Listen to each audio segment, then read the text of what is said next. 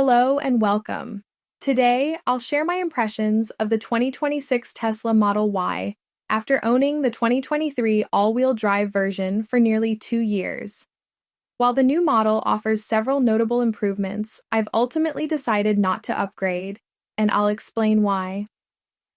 Let's begin with the exterior and build quality. The door handles remain unchanged, and in some scenarios are still inconvenient to operate. However, I noticed that the doors now close much more smoothly, with a satisfying solid feel and no residual rattling. The overall construction feels more refined and sturdy. Inside the cabin, noise insulation has significantly improved. Tesla added double-pane glass to rear doors, and as a result, the 2026 model offers a much quieter ride. Road and wind noise are practically eliminated, an excellent upgrade. Regarding driving experience, regenerative braking feels more natural, even in standard mode. Acceleration is smoother, and the brake pedal now offers a firmer, more responsive feel. Despite using the same standard wheel and tire configuration, the car also rides less harshly and noticeably fewer rattles than earlier versions. However, cornering stability and body roll are still areas of concern. There's also some residual jitteriness over uneven pavement, which detracts from the overall ride comfort. For me, this remains one of the key reasons to look elsewhere.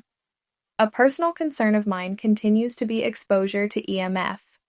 My meter shows elevated readings during acceleration, braking, and charging.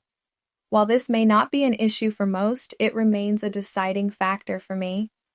Tesla has made some innovative refinements. The windshield washer system has been redesigned to avoid splashing fluid onto the door trim. A small but meaningful improvement. The frunk now features sturdier metal construction, and it can be closed by pressing almost anywhere without risk of denting. However, it still lacks an automatic closing mechanism. The cabin now includes ambient interior lighting, which is minimalistic and elegant.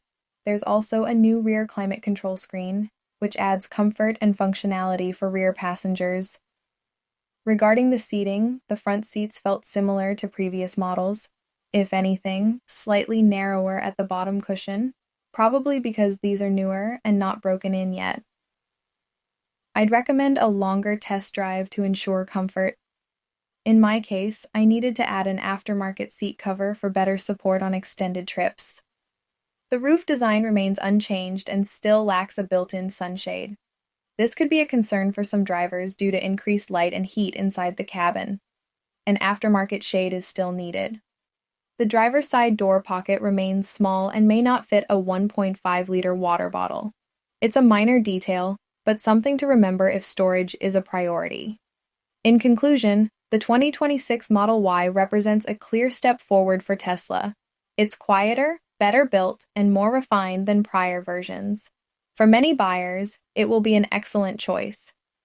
But after 2 years with the 2023 model, I'm ready to explore other options, possibly the upcoming Rivian R2. I hope you found this quick review helpful. If you're considering the 2026 Model Y or comparing alternatives, feel free to share your thoughts in the comments.